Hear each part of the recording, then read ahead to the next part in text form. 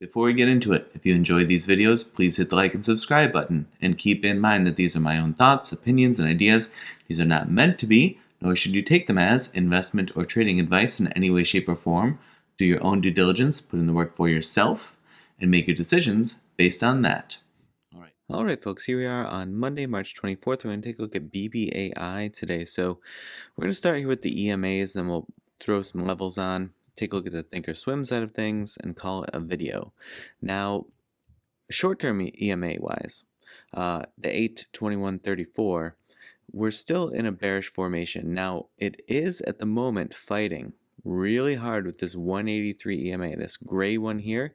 You see it came down. This day it fell 20.5%, and it got caught by that 183, dipped a little below, came back a little above, and then looked like it was confirming resistance at that level, right? With the 8 ever so slightly crossing below the 183. However, with today's big plus 19.5% day, it's throwing its body back onto that 183. So it's a really critical moment here, because it, for all intents and purposes, looked like it just wanted to sort of bottom itself out here and, sort of threaten to continue to push downward.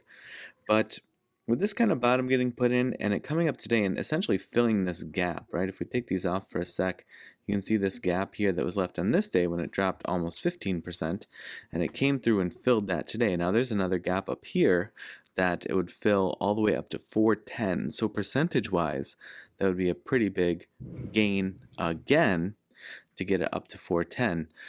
So is it coming for that gap next?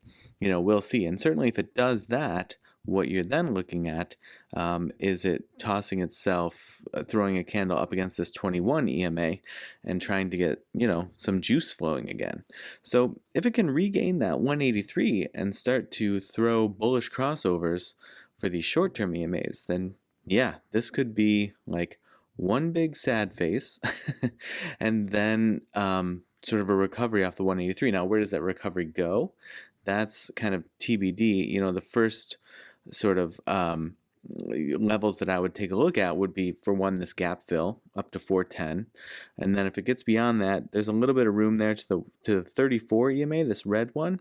Right now, it's situated about 440. Just realize that adjusts, it's dynamic, so it changes every time a candle's put in. So it will probably shift slightly lower depending on what's happening. And how long it takes to happen, but right now it's about 440. So to me, those would be two sort of initial targets to look for if it does continue to work through this 183 EMA. If it kind of gets stuck here and just doesn't have the gusto to get through it, because right now it's fighting the 8 EMA and the 183, so it's a lot to overcome there. But if there's a bit of a resurgence here, if folks feel that the sell-off was a bit too overblown and there is some recovery instinct in the market still, then yeah, I would sort of eye that gap and just know that right now that 21 is situated in that gap, right? It's about 403 at the moment, so that could come into play as well. But I would tend to think if it got up to 403 in the gap, it may have a hard time not just getting to 410 and filling it. So, I would sort of tend to lean in that direction. So those would be my initial looks, 410 on the radar for sure. Now, the way that it looks on this side of things with all of these levels that we have in the chart, and I know this is very cluttered, I can take this guy off because this is irrelevant for the time being. But, these are all old levels that we have here on this extension. So I figured we would, come and take a look. And it's hitting resistance right at that 350 level. So if it can overcome that, then these are the targets that we have. This one's in the gap. It's the approach toward 4, basically, 397. And then if we do get through the gap, or if it gets through the gap, what's that, 425, 448? It cuts off there, so it's hard to see. Oh, there we go. 425, 448. 471. So a bunch of potential targets there in the 4s. And then, if it does, like I said, just have some juice after it gets through that gap, then, those are the levels toward 5 and through 5. So yeah, these are the ones that I would look for, and just realize it is hitting resistance right now at this 350. So I know I'm talking about a lot of levels to the upside, a lot of potential for movement to the upside, but it could absolutely just reject off of this and start to come back down. And obviously, if it puts in a new low below that 285, then you're quite possibly in for some more pain to come um, sooner than later.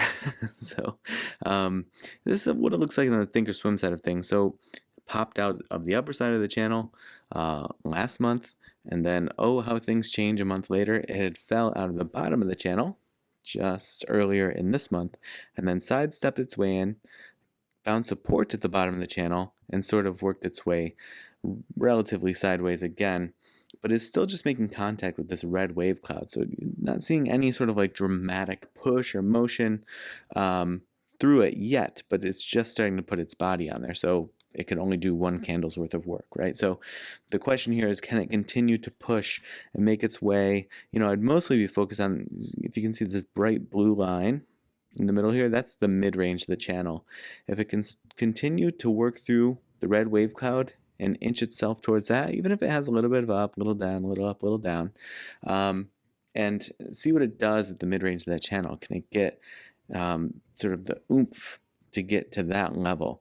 Because that would at least indicate, even if it does pull back then a little bit more, that it has the bullish momentum to get to that mid-range of the channel. Typically what we see with these stocks that just have more bearish momentum to exhaust before a move is over is we would, look for it to essentially get rejected off of this red wave cloud and not really be able to make a motion toward that mid-range of the channel. That's not to say it won't reject off the mid-range of the channel, but it would say, there is maybe not just extreme bearish momentum left. You can still have bearish momentum, but it may just not be extensive.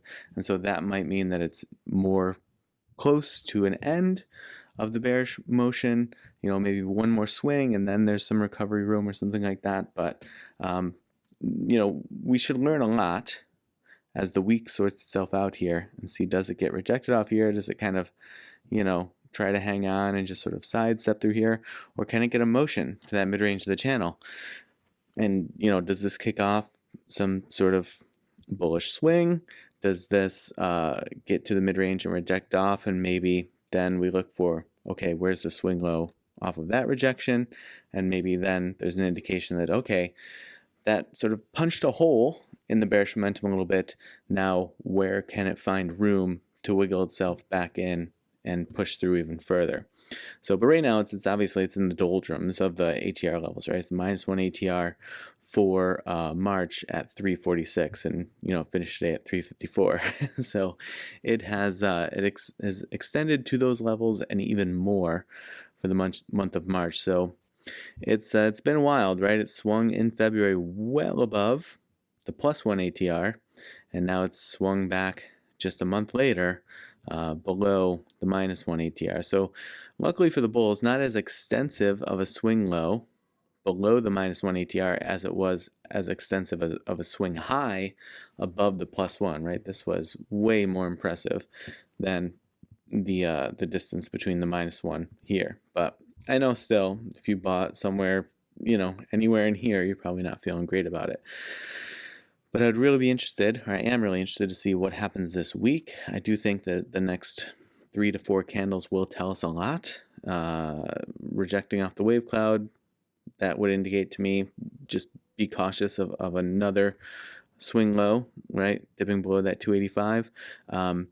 Or if it continues to sort of make its way toward that mid-range, that doesn't mean it's going to just fly to the sky.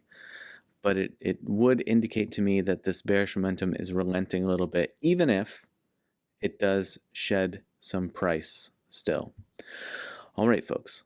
I hope that your trading week is off to a good start. And as always, I appreciate you watching, and I will see you in the next video.